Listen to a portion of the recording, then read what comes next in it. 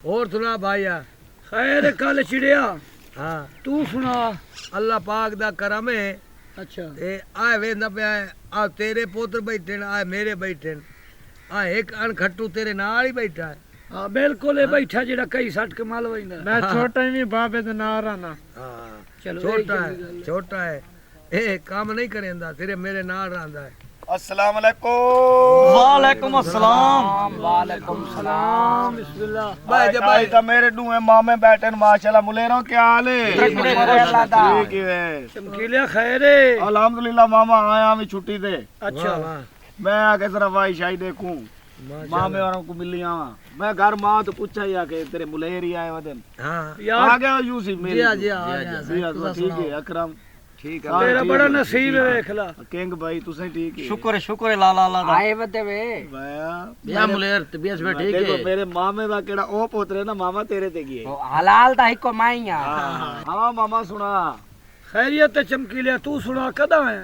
मामा मैं रात आया अच्छा मैं कि चलो मामे को मिलना आज माशाल्लाह सारे मुलेर इकट्ठे बैठे आज दिल बड़ा खुश थी बड़ा खुश माशाल्लाह क्यों नहीं जनाब तेरा नानका वेड़ है तुसी जिस मर्जी आओ। मुलेर मेरा किंग स्टार है कुमैल से बिया अल्हम्दुलिल्लाह ठीक। ए वाल घर आ गया नु काम ते ना ये बुलाया ओए वा तैਨੂੰ पता ते ਇਹਨੂੰ ਮੂਛ ਬਹੁੰਦੀ ਹੈ। हां ਹਾਂ छोटा ते बेद लाडना ना। माशाल्लाह लाडड़ा तो तू सारा ने छोटे ला तू तनु चाह दे खेड दे आसे गलियां हैं देख बात चन दिया ठीक ठाक तुसा सुनवाओ। मामा आया दूए मामे बैठे वे गल करनी नहीं चाहिए कर मेरे पुत्र कर वनडे को मेरी शादी थई है ठीक है।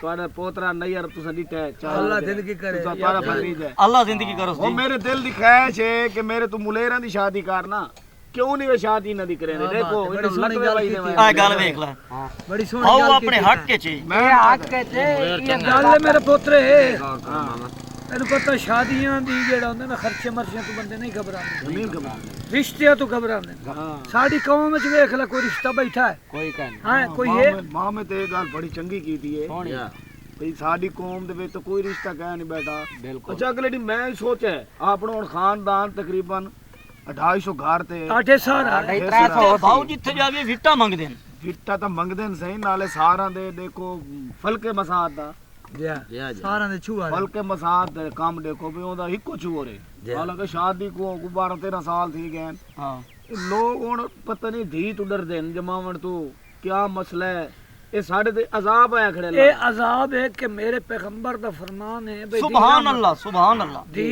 रहमत रहमत रहमत लेकिन आजकल के लोग हैं अल्लाह पाक दे नाल एक मुकाबला लाई खड़े अंग्रेज ने एक मशीन क्या कटी है अल्ट्रासाउंड तौबा तौबा तोबा तौबा ਇਹ ਸਾਕੂ ਨਹੀਂ ਲਵਾਉਣੀ ਚਾਹੀਦੀ बिल्कुल ਇਹ ਸਾਡੀ ਧੀਆਂ ਦੀ ਪੈਦਾਵਾਰ ਕਿਉਂ ਘਟਦੀ ਪਈ ਹੈ ਇਹ ਹਾਲੀ 3 ਜਾਂ 4 ਮਹੀਨੇ ਦੀ ਆਸ ਉਮੀਦ ਹੋਵੇ ਅਲਟਰਾਸਾਊਂਡ ਲਵਾਉਂਦੇ ਨੇ ਪਤਾ ਕਰਿੰਦੇ ਨੇ ਧੀ ਤਾਂ ਨਹੀਂ ਅਗਰ ਧੀ ਹੋਵੇ ਪਹਿਲਾ ਨੰਬਰ ਤਾਂ ਧੀ को ਮਾਰ ਕੇ ਦਿੰਦੇ ਨੇ ਅਗਰ ਨਾ ਹੀ ਮਾਰਨ ਤਾਂ ਉਹ ਪਤਾ ਲੱਗ ਵੰਜੇ ਨਾ ਉਸ ਮਾਈ ਚ ਬਧੀ ਹੈ ਉਹ ਮਾਈ ਦੀ ਕਦਰ ਨਹੀਂ ਕਰੇ ਹਰ ਬੰਦੇ को ਇਹ ਕੰਮ ਨਹੀਂ ਕਰਨਾ ਚਾਹੀਦਾ ਯੂਸਫ ਵੀਰਾ जी हाँ ये गल है ਔਰ ਦੋਸਤੋ ਪੂਰੀ ਸਾਰੀ ਟੀਮ ਅਗਰ ਸਾਡਾ ਕਲਿੱਪ ਸਾਡੀ ਇਹ ਗਾਲੀ ਤੁਹਾਨੂੰ ਚੰਗੀਆਂ ਲੱਗੀਆਂ ਇਹਨਾਂ ਤੇ ਅਮਲ ਕਰਨਾ ਹੈ ਕਿਉਂਕਿ ਕਿਸ ਟਾਈਮ ਬੇਟਾ ਪੈਦਾ ਥੀਂਦਾ ਅੱਲਾਹ ਪਾਕ ਫਰਮਾਉਂਦਾ ਕਿ ਵਨ ਦੁਨੀਆ ਤੇ ਤੂੰ ਆਪਣੇ ਪਿਓ ਦੀ ਮਦਦ ਕਰ ਔਰ ਜਿਸ ਟਾਈਮ ਬੇਟੀ ਪੈਦਾ ਥੀਂਦੀ ਹੈ ਉਸ ਟਾਈਮ ਅੱਲਾਹ ਪਾਕ ਫਰਮਾਉਂਦਾ ਤੂੰ ਚੱਲ ਤੇਰੇ ਪਿਓ ਦੀ ਮਦਦ ਮੈਂ ਆਪ ਕਰੇਗਾ बेशक ਔਰ ਧੀਆਂ ਦੀ ਕਦਰ ਕਰਨੀ ਹੈ ਇਹਨਾਂ ਦੀ ਇੱਜ਼ਤ ਕਰਨੀ ਹੈ